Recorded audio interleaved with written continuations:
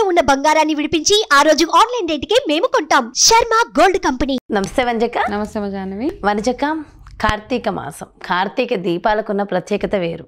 అందున కార్తీక పౌర్ణమి, అసలు కార్తీక పౌర్ణమి అని పలుకుతుంటేనే అదొక అందం కదా. సో మరి ఈసారి కార్తీక పౌర్ణమి రోజు గ్రహణం వచ్చింది కాబట్టి కార్తీక పౌర్ణమి ఎప్పుడు చేసుకోవాలి, అసలు చేసుకోవాలా వద్దా, కార్తీక పౌర్ణమి ఎలా జరుపుకోవాలి, ఏ విధంగా జరుపుకోవాలి? అంటే ఇప్పుడు దీపావళి కూడా గ్రహణం వస్తే మనం ముందు రోజుకి షిఫ్ట్ చేసాం దీపావళిని. అయితే అలా ఊరికినే చేయలేదు, అమావాస్య ఉంది కాబట్టి చేసేసాం. సేమ్ థింగ్ పౌర్ణమికి కూడా ఆ ముందు రోజు పౌర్ణమి తిథి ఉన్నది సాయంత్రానికి. జనరల్గా మనం ఇంతకు ముందు కూడా పౌర్ణమి గురించి మాట్లాడుకున్నప్పుడు సాయంత్రానికి పౌర్ణమి ఉంటే కనుక, పౌర్ణమి గడియలు ఉంటే ఆ రోజు పౌర్ణమి రిలేటెడ్ పూజలు ఏమన్నా ఉంటే ఆ రోజు చేసుకోవచ్చు అని చెప్తాం. కార్తీక పౌర్ణమి రోజు దీపాలు కానీ కేదార్ నోములు కానీ ఇవన్నీ ఎక్కువగా సాయంత్రమే చేస్తారు. మరి ఏం చేయాలి, ఎలా చేయాలి? పౌర్ణమి జనరల్గా మీరు పౌర్ణమికి ఇంట్లో ఉన్న వస్తువులన్నీ కదపమని చెప్తారు. మరి ఎనర్జీ షిఫ్ట్ అవుతుంది.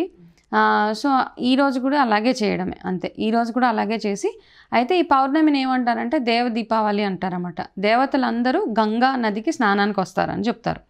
కాశీలో అసలు చూడడానికి 2 కళ్ళు సరిపోవు అనమాట, గంగ మొత్తం దీపాలే ఉంటాయి.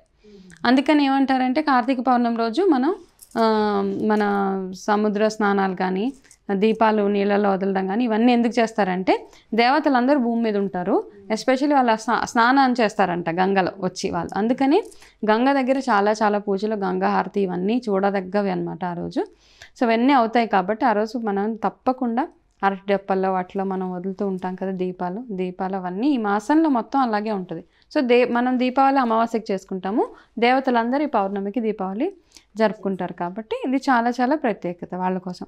సో వీటితో పాటు మనం రెగ్యులర్గా ఏవైతే నోములు వ్రతాలు ఇవన్నీ ఉంటాయి కదా అవన్నీ చేస్తూ అయితే నేను ఒక్కటి ఈరోజు కూడా ఏంటంటే దీపదానాలు అవి చేస్తామన్నమాట. దీపదానాలు చేయాల్సిందే, సాలగ్రామ దానాలు, దీపదానాలు ఇవన్నీ చేస్తూ ఉంటాం. అయితే ఒక్కటేంటంటే నేను గమనించింది, మనం ఈ ఒకటే రోజులో ఏమవుతుందంటే మనం గుడికి వెళ్ళగానే ఎవరైనా పూజారులు వాళ్ళు వీళ్ళు చాలా హడావిడిలో వాళ్ళు ఉంటారు కదా, గబగబా అంటే మనం ఇచ్చే బియ్యం, మనం ఏదైతే దానాలు ఇస్తామో ప్రాపర్గా ప్రొసీజర్, చాలామంది ఏంటంటే డబ్బులు ఇచ్చేసి ఈ లెక్కకి మీరు దీపదానాలు చేసేసుకోండి అని అంటారు.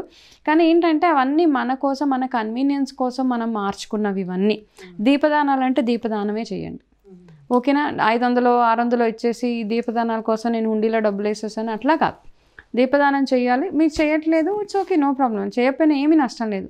లేదా ఏమి చేయడం వీల్లేదు, మీ అంతటి మీరు వెళ్ళి ఉసిరి చెట్టు దగ్గర దీపాలు, తులసి దగ్గర దీపాలు పెట్టుకొని వచ్చేయడం తప్పిస్తే, దానాలు చేయాలి అన్నప్పుడు ప్రాపర్గా ఒక ప్రొసీజర్, ఒక పద్ధతి ఫాలో అవ్వి మీరు దానాలు చేయాలి. దీపదానాలు చేస్తే ఏంటంటే మనకి పూర్వజన్మ కర్మలు ఏవైతే ఉన్నాయో అవన్నీ పోయి, ఇంకా అంటే మనం తెలియక ఎన్నో చిన్న చిన్న తప్పులు చేస్తూ ఉంటాం లైఫ్లో, వాటన్నిటి నుంచి మనం బయటపడడానికి, ఆ భగవంతుడి ఆశీర్వాదం మన మీద ఉండడానికి ఇవన్నీ చేయాలన్నమాట. దీపదానాలు ఇవన్నీ చేస్తారు. సో ఏమైతే చేద్దాం, కొంతమంది వెండి కుందుల్లో దీపదానాలు ఇస్తారు, ఉసిరిక దీపాలు దానంగా ఇస్తారు, పిండి దీపాలతోటి ఇస్తారు. ఒక్కొక్కరికి ఒక్కొక్క ప్రొసీజర్ ఉన్నది. ఆ ప్రొసీజర్ ఫాలో అవ్వకుంటూ బియ్యం వేస్తారు కదా, బియ్యంతో పాటు దానం ఇవ్వాలన్నమాట. బియ్యం మీద ఈ దీపాలు వెలుగుతున్న దీపాలని దానం ఇవ్వాలి. ఓకే. ఒకటి ఏంటంటే మీరు మనస్ఫూర్తిగా, అంటే ఒకటి ఏమంటారంటే స్కేర్సిటీ మైండ్ సెట్ అంటారనమాట. అంటే కొనేటప్పుడు మనం మరీ ఆచి గీసి ఆలోచిస్తాం. వెండివి మనం కొనుక్కోలేము, మాకు స్తోమత లేదు అన్నప్పుడు ఓకే కొనొద్దు. మామూలుగా మీరు మనస్ఫూర్తిగా ఏదైతే ఇవ్వాలనుకుంటున్నారో, ఉసిరి దీపాలు కూడా మీరు ఇవ్వండి దానంగా. మట్టి దీపం కూడా మట్టివి కాదు, ఉసిరి పిండి దీపాలు ఇస్తారనమాట. ఓకే.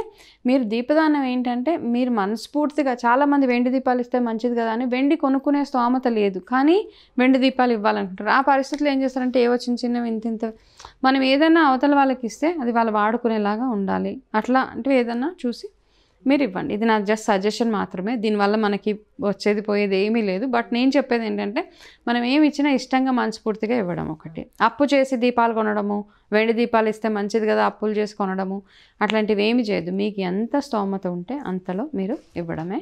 అయితే ఈసారి సోమవారం వచ్చింది, సాయంత్రం నుంచి పౌర్ణమి ఉంది కాబట్టి సాయంత్రం అంటే మీరు ఇంతకుముందు చాలా వీడియోస్లలో చెప్పిన రెమెడీస్ ఫాలో అవ్వచ్చు అంటే అవన్నీ ఫాలో అవ్వడమే. అండ్ ఈరోజు వెళ్ళి శివాభిషేకాలు, పాలతోటి పంచామృతాలతోటి అభిషేకాలు అవి చేసుకుంటూ మార్నింగ్ నుంచి ఉపవాసం ఉండే వాళ్ళు ఉండండి, చక్కగా ఉండి ఆ రోజు అందరూ మీకు ఏవైతే మీ ఇంట్లో మీ పద్ధతులు ఏవైతే ఉంటే ఆ పద్ధతులంతా ఫాలో అవ్వుకుంటూ అయితే ఈరోజు కూడా లక్ష్మీదేవిని ఆహ్వానిస్తూ పసుపుతోటి స్వస్తిక్ని ఓన్లీ పసుపుతోటి ఇంటి మెయిన్ ఎంట్రన్స్ దగ్గర వేస్తారనమాట పౌర్ణమి రోజు. అది వేసి ఇల్లంతా శుభ్రం చేసుకుంటాం, ఇంట్లో సామానాన్ని కదపడము, పరమాన్నం చేయడం, ప్రసాదాలు చేయడము, ఇవన్నీ ఫాలో అవి. ఏంటంటే నేను ఒక్కటి మర్చిపోయాను, అంటే ఈసారి మనం ఎందుకు స్కిప్ అయిపోయింది, నవమి ఏదైతే ఉందో మన కార్తీక మొన్న వెళ్ళిపోయిన నవమి అక్షయ నవమి అంటారనమాట. సో ప్రాబబ్లీ దాని గురించి మనం మాట్లాడలేదు. ఆ రోజు ఉసిరి దీపానికి స్పెషాలిటీ, చాలా ఉసిరి చెట్టుకి పూజలు చేస్తారనమాట అక్షయ నవమి రోజు.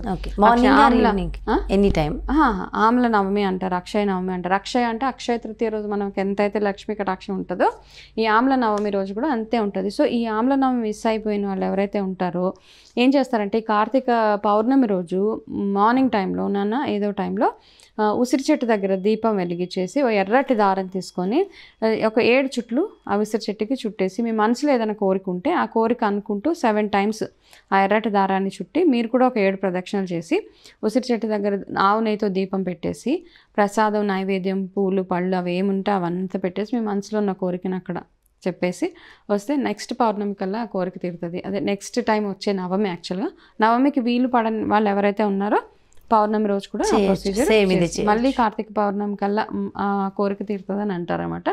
సో ఈ యొక్క సింపుల్ రెమెడీ ఈ కార్తీక పౌర్ణమి రోజు కూడా చేయవచ్చు మీరు చక్కగా. ఇది చాలా చిన్న చిన్న రెమెడీసే. అంటే నేను నార్మల్గా ఏంటంటే చాలా చిన్న చిన్నవి, పెద్ద పెద్ద ప్రొసీజర్లు కాదు, సింపుల్గా అయిపోయేవే. సింపుల్గా అవ్వడం కంటే కూడా బాగా ఎఫెక్టివ్గా పనిచేస్తాయి అనమాట. అవును, మనకి దాని వెనకాల ఉన్న సైంటిఫిక్ రీజన్స్ అవన్నీ నిజంగా నన్ను అడిగితే కూడా నేను చెప్పలేను. బట్ 100%గా బాగా మనశ్శాంతి, మన ఆ ప్రొసీజర్ చేసిన తర్వాత ఆ రెమెడీ చేసిన తర్వాత మనకి ఒక హ్యాపీ ఫీలింగ్ ఉంటుంది. సో ఈ చిన్న రెమెడీ ఈ పౌర్ణమి రోజుకి చేయండి చక్కగా. సూపర్ అక్క, నిజంగా. అంటే నవమి రోజు మరి ఎందుకు మిస్ అయ్యాం కదా. సో అలాంటి వాళ్ళు మళ్ళీ పౌర్ణమికి కూడా అదే విధి విధానం చేయొచ్చు అని చెప్తున్నారు. అండ్ కార్తీక పౌర్ణమి విశిష్టత చాలా చక్కగా ఎక్స్ప్లెయిన్ చేశారు. ఇంకొక చిన్న డౌట్ అక్క, మరి నెక్స్ట్ డే గ్రహణం వచ్చింది కదా, మరి ఆ గ్రహణం రోజు మళ్ళీ శుభ్రం చేసేయడం, ఇల్లంతా కడిగేయడం ఇవంతా చేసేయచ్చా? చేసేయాలా? గ్రహణంకి చేయాల్సిందే. సో అదంతా ఇంకా మొత్తం క్లీనింగ్. గ్రహణం మనం ఎప్పుడు చూసినా గ్రహణం రాగానే ఇంకా మనం వెంటనే క్లీనింగ్ చేసుకుంటాము.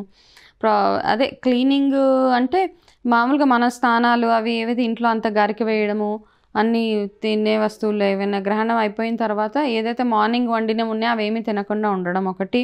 ప్రెగ్నెంట్గా ఉన్న వాళ్ళు కాస్త జాగ్రత్తగా ఉండడం ఆ టైంలో. అలాగే దాని తర్వాత గ్రహణం పట్టు విడుపు టైంలు చూసుకొని ఆ పట్టు టైంలో మీరు ఏదైనా జపాలు అవి చేసుకోవాలి అనుకుంటే, ఏదైనా స్తోత్రాలు అవి చదవాలనుకుంటే ఆ టైంలో చదువుకోవడం ఒకటి.